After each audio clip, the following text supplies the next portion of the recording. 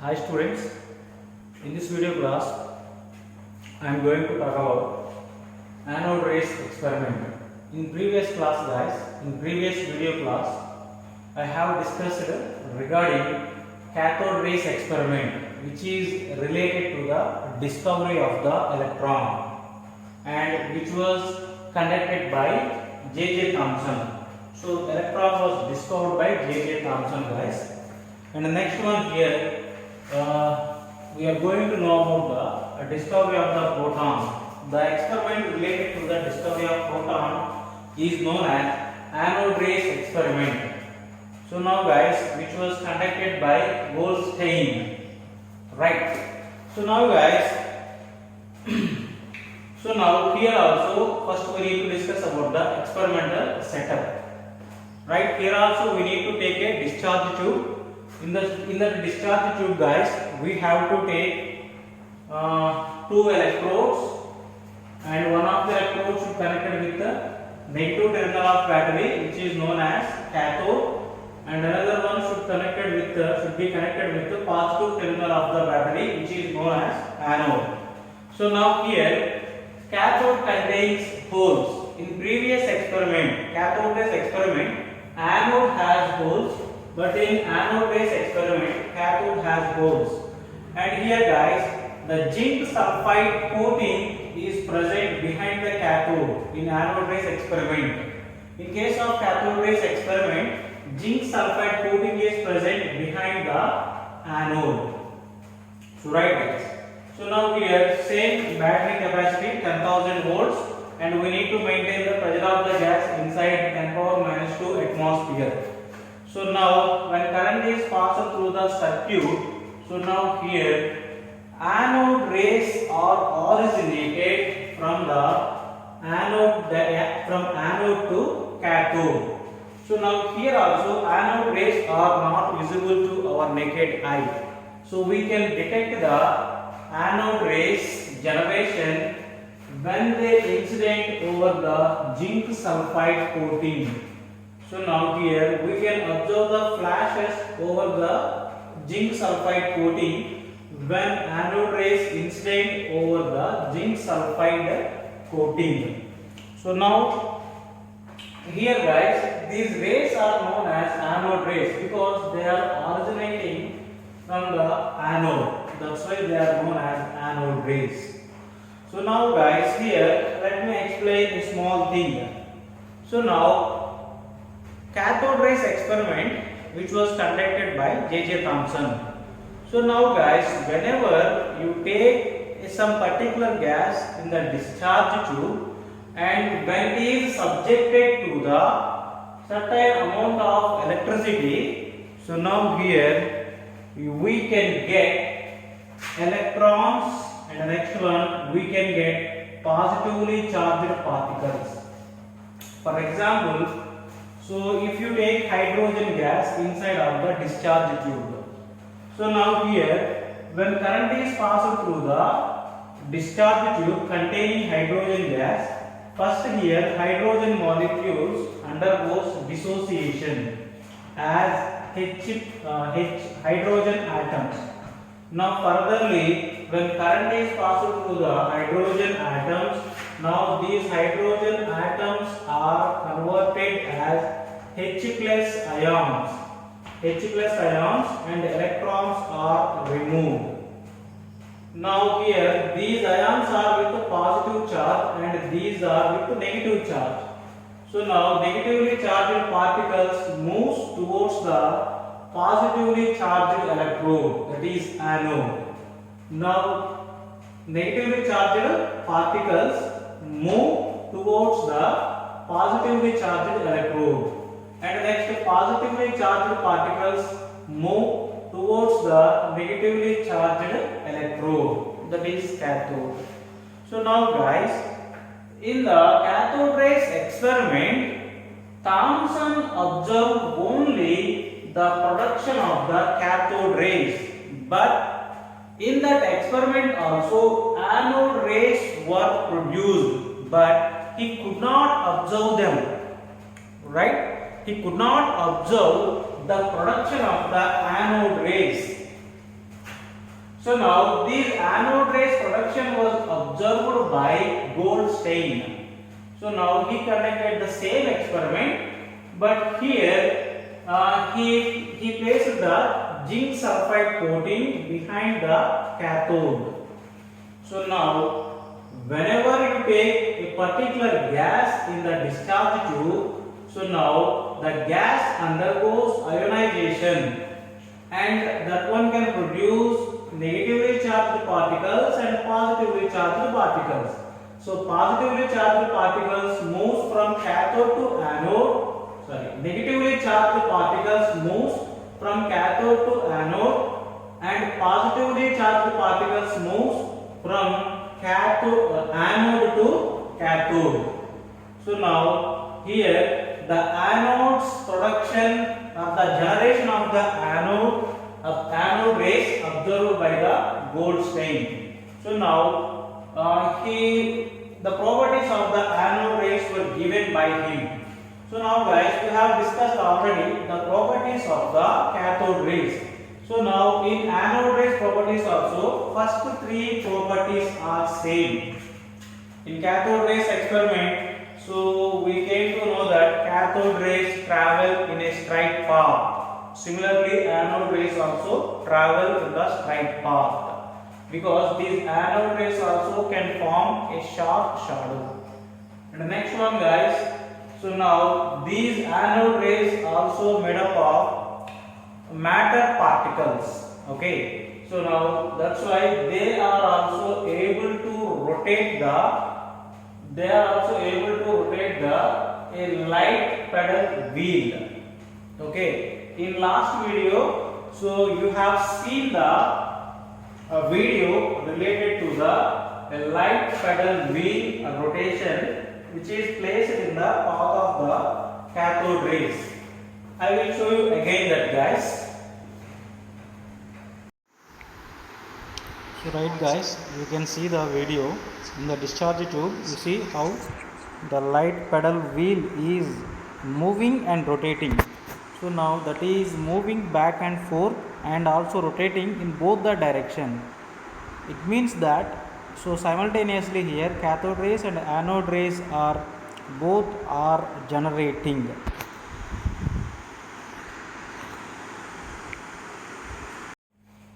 So right, next one, third one guys.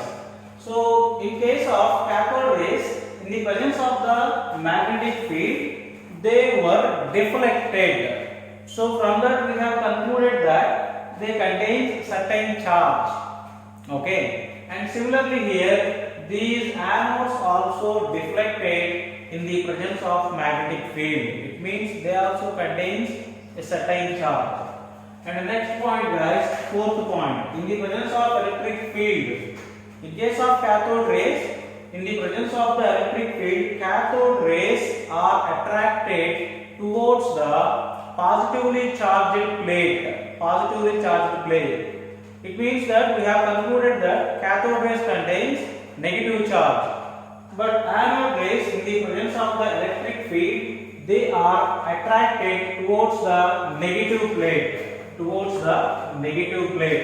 So from that we can conclude that anode rays contains positive charge.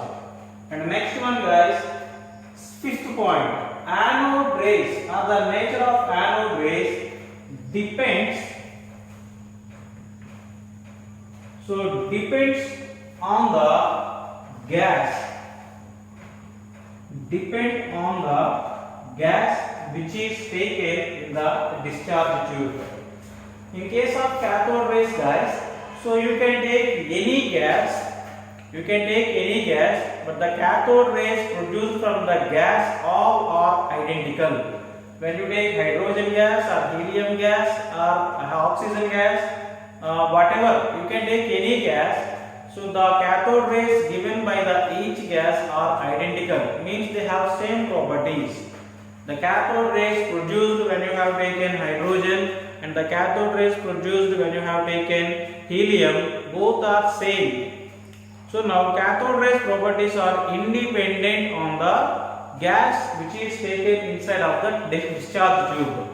But in case of anode rays guys, So the anode rays properties or the nature of the anode rays depend on the gas which is taken in the discharge tube, right? So now if you take hydrogen gas, you will get H plus ions as anode rays. If you take helium gas in discharge tube, then you can get helium plus 2 ions as anode rays. But what about the cathode rays? You can get electrons as cathode rays when you have taken any kind of gas, right? That is about the fifth point, guys. So anode rays properties depend on the gas which is taken in the discharge tube. In case of cathode rays, independent. And next one, guys, anode rays contains more mass than cathode rays. So these are some properties of the anode rays. So next let us see the charge by mass, and the next one charge and mass of the anode rays. So right, guys, the next one, the charge by mass of the proton, charge of the proton, and the next one mass of the proton. So now you see, guys, E by m of anode rays when hydrogen gas is taken in the discharge tube.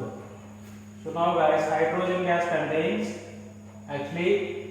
hydrogen atom present in the hydrogen molecule H2 contains one proton and one electron. So now, after removal of the electron from the hydrogen atom, hydrogen is converted as H plus ion. That H plus ion is nothing but a proton. So now you can see here, this is hydrogen atom. Inside of the hydrogen atom you have a proton. And next one, guys, here one electron is present. When current is passed through the hydrogen atom, electron is removed. So now after removal of the electron, so now you have only one proton. You have only one proton. Electron present in the atom, that one comes out when current is passed through that. So now which is hydrogen plus, and this is hydrogen atom. Hydrogen plus contains only proton. That's why here the cathode anode rays produced when we have taken hydrogen gas, the anode rays are produced when we have taken hydrogen gas are nothing but protons. So right, guys, right. So now here the charge by mass of the proton 9.58 into 10 power 4 coulombs per grams. So now in kgs also we can convert like this. We know that 1 kg equal to 10 cube grams. So now from that we can write 1 gram equals to 10 power 3 kg. Instead of grams, if you write this value 10 power 3 kg, and by simplifying that we can get 10 power 7 coulombs per kg. And the next one, guys, charge of the proton. So now electron and the next one protons, both are same in the magnitude of the charge, but their nature is different. They are opposite in nature.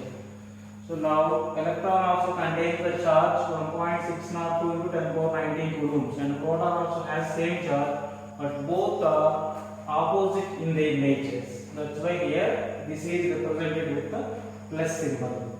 For electron it should be represented with the minus symbol. And next, by using charge, and next one charge by mass, we can find out the mass of the electron like this. So now you can take this one as equation 2, and which is equation 1. Now you consider the 2 by 1. So now here E by M, and E value is this one, and next one E by M value is 9.58 into 10 power 4 coulomb per grams. Now if you simplify that, guys, now first you see here E both will be get cancelled, and from this expression you can get M value.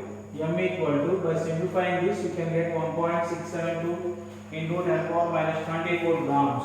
Now by using same this relation you can convert the mass of the proton present in the grams into kg. So now in terms of the kg, mass of the proton 1.672 into 10 power minus 27 kg. So now in terms of the grams, the mass of the proton is 1.672 into 10 power minus 24 grams. So write that the last subatomic particle, that is neutron. So now we are going to know about the discovery of the neutron. So now guys, here I am not going to explain the complete experiment regarding the discovery of the neutron. What is the key equation involved in the discovery of the neutron, that only I am going to explain here. So right guys, so now this neutron was discovered by James Chadwick. So now he discovered the neutron by bombarding helium nuclei with beryllium nuclei. When these two nuclei are allowed to collide to each other, we can get the carbon nuclei. And the next one guys, one particle, a chargeless particle is emitted. Now, so when he examined this particle, which was not responding, or that one not responded in the presence of magnetic field or electric field. So from that he concluded that inside of the atom, along with the electron proton, there is one more particle which is known as a neutron. And the same neutron we can get when helium nuclei is allowed to collide with the boron nuclei. We can get a nitrogen nuclei and one neutron also emitted here. So now this neutron has no charge. So now that's why in the discharge tube, so in the discharge tube, Thomson and next one Goldstein, so they were not able to identify this particle because which is not sensitive in the presence of magnetic field or in the presence of the electric field. That's why they were not able to detect, they were not able to identify this particle. So now by conducting a special experiment by the James Chadwick, this one was revealed. So now here this one has no charge. If there is no charge, so now the charge by mass also 0. And next one, the mass of the neutron is approximately equal to the mass of the proton. In case proton guys, mass is 1.672 into 10 power minus 24 grams. This is the mass of the proton. And mass of neutron also same. So now approximately both values are same, and this neutron only approximately this one contains little bit higher mass comparing with the proton. So now when you compare the masses of electron, proton, neutron masses, neutron contains more mass comparing with the proton, and proton contains more mass comparing with the electron. So now guys here E by m value are also let us see once. So now guys, if mass decreases, then E by m value increases. Mass and E by m both are inversely proportional to each other. If mass of the particle decreases, then its E by m value increases. So now this is the mass order. This is the mass order of the electron, proton, neutron. Then what about the E by m order? It will be reverse. So now E contains more E by m value than proton, and proton contains more E by m value than neutron. Here neutron has E by m value 0, so which is present at the last. And the next one guys, electron contains very small mass comparing with proton. That's why this one has more E by m value. Right. So now this is the E by m value of the subatomic particles. So now guys here, electron, proton, neutron, these three fundamental particles were discovered. So now after the discovery of these particles, the next task before the scientist was how to give the model of an atom or how to arrange these particles inside of the atom. So now next we are going to discuss the models of atom or atomic models. So right guys, the first atomic model given by Thomson after discovery of the electron. So now according to Thomson atomic model guys, let us see the postulates. So the first one guys, atom is a spherical body. So according to Thomson atomic model, atom is a spherical body and inside of the atom guys, positive charge is uniformly distributed. So now that one we can understand from the watermelon. In case of the watermelon guys, red part uniformly distributed throughout the watermelon.